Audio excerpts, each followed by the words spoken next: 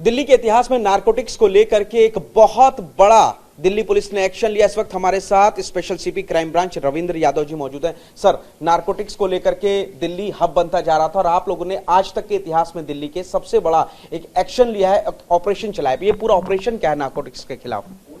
देखिए, जैसा आपने कहा कि ड्रग्स के ऊपर एक्शन तो होता रहा है, लेकिन एक कंबाइंड एक्शन, एक जॉइंट एक्शन कि पूरे दिल्ली में एक साथ ड्रग ट्रैफिकर्स को दबोचा जाए, उनकी जान उनको भागने पे मजबूर किया जाए या उनको सलाखों के पीछे भेजा, वो एक एक्शन कुछ दिन से हम प्लान कर रहे थे। गृह मंत्री जी के आदेश थे, उसके हिसाब से हमने सभी डिस्ट्रिक्ट से बात की और उनको कहा कि आप इसको सरप्राइज रखिए, अपने चिन्हित कर लीजिए कहाँ कहाँ पे सूचना आ रही है, कहाँ कहाँ पे एक्टिविटी ज़्यादा है। और हमने कमिश्नर साहब से पूछा कि एक निश्चित समय पे निश्चित दिन पूरे दिल्ली में 100 से ज़्यादा ठिकानों पे हम इसको रेड करेंगे, चेक करेंगे और जो पकड़ा जाएगा उसको धर दबोचेंगे। तो उसी के मद्देनज़र शुक्रवार को ये रेड हुई, करीब 40 लोग पकड़े गए। कुछ लोग शराब के साथ थे, कुछ गांजे के साथ, कुछ हेरोइन के साथ, तो सबको पकड़ के अब उसकी इन्वेस्टिगेशन हम ध्यान से मॉनिटर कर रहे हैं। सर, एक बड़ा ऑपरेशन था, ऑपरेशन को नाम क्या दिया गया? और जो भी आप लोगों ने ड्रग्स जब्त की है, क्योंकि हेरोइन भी कई किलो है, करोड़ों की हेरोइन है, कितना ड्रग्स और कितनी कीमत होगी इसकी? नाम क्या ऑपरेशन का? ऑपरेशन का नाम कवच इसलिए दिया गया कि हम चाह रहे हैं कि जो हमारी यूथ है, जो जनरेशन है, युवा, उसके चारों ओर ड्रग्स के प्रति एक सुरक्षा कवच उत्पन्न किया जाए। और उसके दो पहलू होते हैं, सप्लाई साइड और डिमांड साइड। सप्लाई साइड में लॉ एनफोर्समेंट एजेंसी, चाहे दिल्ली पुलिस हो, चाहे नारकोटिक्स कंट्रोल ब्यूरो है, उनका ज़्यादा फोकस रहता है। डिमांड साइड में हम रिक्वेस्ट करते हैं मीडिया के बंधुओं से, समाज कल्याण विभाग हो गया, एजुकेशन डिपार्टमेंट हो गया, कि वो लोग जागरूकता पैदा करें। ड्रग्स की जो बुराइयां हैं, ड्रग्स के जो खतरे हैं, उसके बारे में बच्चों को, युवाओं को बार बार उनको सेंसिटाइज किया जाए कि इस लत को ना पकड़े, ये बिल्कुल जानलेवा है और इसके बहुत ज़्यादा खतरनाक है। तो ये दोनों तरह से हम एक कवच प्रदान करना चाह रहे हैं दिल्ली के यूथ की। कितना टोटल ड्रग्स की बात करें, कितने रुपए की कीमत रही होगी और क्या क्या ड्रग्स पकड़ा? करीब करोड़ से ज़्यादा था। इसमें हेरोइन भी थी 1 किलो करीब, गांजा था करीब 60 किलो, 1000 करीब शराब की बोतलें थी। क्योंकि कई लोग ऐसे हैं जो शराब भी बेच रहे हैं और ड्रग्स भी बेच रहे हैं, या कई लोग ऐसे हैं जो शराब छोड़ के ड्रग्स में आ गए हैं। तो इसलिए वो जो शराब बेचने वाले थे वहाँ पे भी दबिश बनाई गई थी और ड्रग्स पे तो दबिश थी। तो मिला जुला ये हमारा अच्छा एक्शन रहा है और हम इसको भविष्य में भी इस प्रकार चलाएंगे कि दिल्ली में कोई ड्रग्स बेचने की हिम्मत ना करे। सर, एक बड़ा सवाल यह है कि दिल्ली में ड्रग्स आता कहाँ से है? क्योंकि हिंदुस्तान के अलग अलग इलाकों के अलग, अगर विदेशों की बात करें तो आजकल समुद्र के रास्ते आ रही है। नारकोटिक्स ने भी एक बड़ा 40,000 करोड़ रुपए की ड्रग्स को पकड़ा है पिछले 1-1.5 साल के अंदर।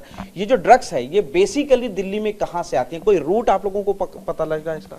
एक्चुअल में जो ड्रग फ्री इंडिया का जो उद्देश्य है, उसको करने में समय इसीलिए लग रहा है कि ये बाहर से इतनी भारी मात्रा में ड्रग्स जो है इंडिया में भेजे जा रहे हैं। और अगर ये ड्रग्स आने बंद हो जाए तो कभी का ड्रग फ्री इंडिया हो जाता। लेकिन जो अंतर्राष्ट्रीय माहौल है उसको चलते हुए इसमें समय लग रहा है। और ये मेनली, जैसा आपको पता है, ये सही वाले जो लिंक वाले, टेरर वाले जो मॉड्यूल्स हैं, वो इसका इस्तेमाल कर रहे हैं। उनको पैसा मिल जाता है, हमारे देश का नुकसान होता है, क्योंकि हमारा जो युवा पीढ़ी है वो अच्छे कार्य करने की बजाय इस गलत रास्ते पे चल के अपने जीवन को बर्बाद कर ले। तो दिल्ली में कहाँ कहाँ से आ रहा है? हिंदुस्तान की अगर बातचीत करें, हिंदुस्तान के तमाम ऐसे जगह हैं जहाँ से ड्रग्स को यहाँ सप्लाई किया जा रहा है। जैसा आपने फॉरेन का बताया, तो मेनली हेरोइन तो अफगानिस्तान से ओरिजिन से आ रही है, और जो कोकेन वगैरह है वो साउथ अमेरिका और इन चीज़ों से आ रही है। और जो इंडिया में आ रहा है वो गांजा मेनली जो नक्सल वाला एरिया है, आंध्रा उड़ीसा वाला, वहाँ से आता है। चरस पहाड़ों से आता है, क्योंकि वहाँ की क्वालिटी बेहतर है, जिसमें हिमाचल और नेपाल वगैरह है। और हेरोइन में 2-3 जगह हैं, जैसे नॉर्थ ईस्ट से भी आता है, म्यांमार वाला, कुछ बरेली और जो मध्य प्रदेश राजस्थान बॉर्डर है, यहाँ पे काफ़ी मात्रा में ओपीएम की खेती होती है, पॉपी वगैरह की। तो वो पिलफरेज होके कुछ मात्रा में दिल्ली और आसपास के एरिया में सप्लाई होती है। मेरा एक आखिरी सवाल आपसे ये है, दिल्ली में बड़ा ऑपरेशन ये ड्रग्स के खिलाफ आप लोगों ने लिया है, आगे भी जारी रहेगा। तो क्या कोई बड़ी मछली भी फंसी है या कुछ बड़ी मछलियां अब आपके टारगेट पे हैं जो कि ड्रग्स को स्मगल करते हैं और दिल्ली में खासतौर से हाई प्रोफाइल जो पार्टीज होती हैं, रेप पार्टीज, उनमें देते हैं? देखो, पिछले साल जो 8 बड़े ड्रग ट्रैफिकर थे उनके खिलाफ हमने पिट एनडीपीएस लगा के उनको जेल में भेज दिया था। अभी भी हमारे जो बचे हुए हैं उनके करीब 30 लोग हैं जिनके ऊपर हमारी कार्रवाई चल रही है, उनको भी जल्दी हम जेल के अंदर भेज देंगे। और जो भी नाम और भी आएंगे उनको हम उन पे हमारी निगरानी है।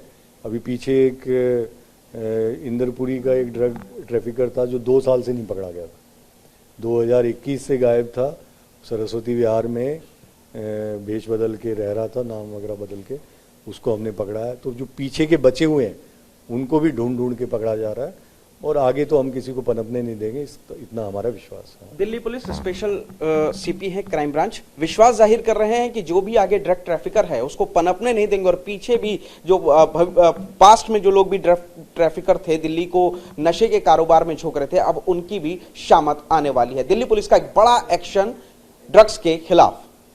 कैमरामैन चेतन के साथ पुनीत शर्मा, TV9।